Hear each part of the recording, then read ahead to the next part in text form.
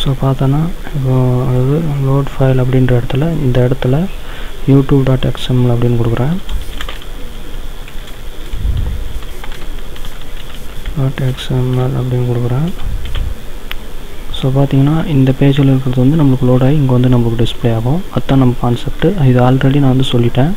ஆனால் இந்த டுட்டோரியல் நான் என்ன சொல்ல போகிறேன் அப்படின்னா, இந்த youtube.xml அப்படின்ற ஃபைல் இல்லாத நம்ம டைரெக்டாக இந்த இடத்துல நம்மளோட வெப்சைட் அதை நான் அடுத்த இதில் சொல்கிறேன். இப்போதைக்கு நம்ம இது ஃபஸ்ட் ரன் பண்ணி பார்த்துருவோம். ஸோ இங்கே வந்து நம்ம எக்கோவை யூஸ் பண்ணி நம்மளோட வீடியோ அப்படின்ற தேவைக்குள்ளார இருக்கிற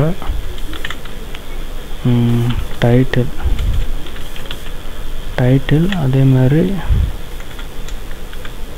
நம்ம இங்கே எழுதிடலாம். ஸோ டைட்டிலுக்கு முன்னால்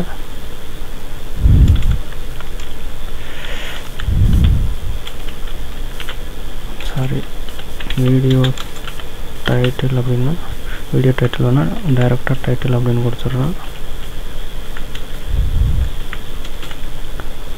டைட்டில் அப்புறம் ஃபினிஷ் பண்ணிடுறேன். ஸோ இந்த இடத்துல ஒரு கான்கார்டினேஷன் யூஸ் பண்ணிடலாம். ஸோ இந்த இடத்துல இப்போ வீடியோ அதுக்குள்ளார இருக்கிற நம்மளோட டைட்டில்ஸ் அப்படின்றது வந்து நமக்கு டிஸ்பிளே ஆகும்.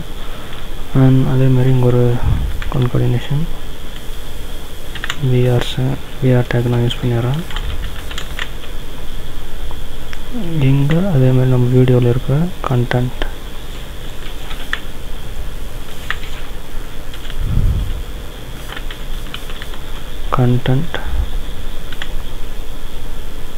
இங்கேயும் நம்ம ஆல்ரெடி ப்ராக்கெட் போட்டோம். ஸோ இந்த இடத்துலையும் நான் வந்து டைட்டில்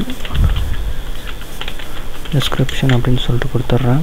ஸோ பார்த்திங்கன்னா ஒரு கேப் விட்டு டிஸ்கிரிப்ஷன் அப்படின்ட்டு வரும். இங்கேயும் நான் வந்து டேக் யூஸ் பண்ணுறேன்.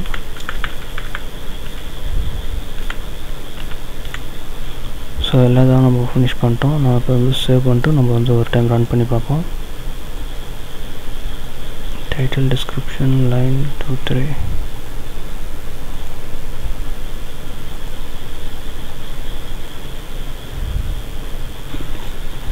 ஃப்ரெண்ட்ஸ், அதாவது என்ன எரர் அப்படின்னு பார்த்தோன்னா, நம்ம வந்து வீடியோ கண்டென்ட் அப்படின்னு க்ரியேட் பண்ணியிருக்கோம். ஸோ அது வந்து நம்ம அதுக்கு மேலே ஒரு டேக் வந்து க்ரியேட் பண்ணல.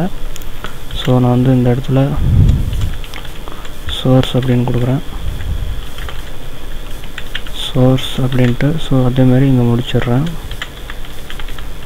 சோர்ஸ் அப்படின்ட்டு ஸோ பார்த்தீங்கன்னா இப்போ இந்த சோர்ஸ் அப்படின்றதுக்குள்ளார நம்மளோட இது வந்து டேக் பண்ணி முடிச்சிடலாம்.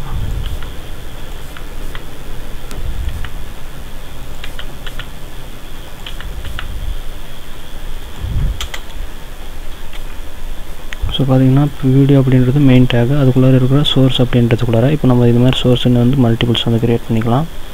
ஸோ இந்த இடத்துல நம்ம வந்து ஃபார் ஈச் யூஸ் பண்ணிக்கப்போம். ஏன்னா நம்ம வந்து ஒரே ஒரு டைம் நம்ம க்ரியேட் பண்ணால் அதுவே மல்டிபிள் டைம்ஸ் வரணுன்றதுக்காக ஃபார் ஈச். ஸோ இந்த இடத்துல நம்மளோட வீடியோ அப்படின்ற இதிலிருந்து சோர்ஸ் அப்படின்ற நேமை வந்து நம்ம வந்து மாற்றிப்போம். ஆஸ்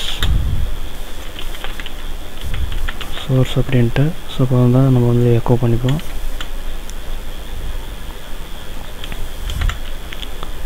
இந்த இடத்துல மட்டும் நம்ம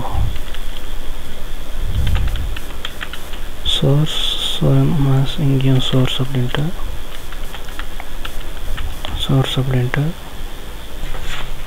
ஃப்ரெண்ட்ஸ் பார்த்தோன்னா எரர் லைன் 2ல் காட்டுது. அதாவது நம்ம வந்து இங்கே கொட்டேஷன் வந்து யூஸ் பண்ணல, அது நம்மளோட ஃபைலுக்கு.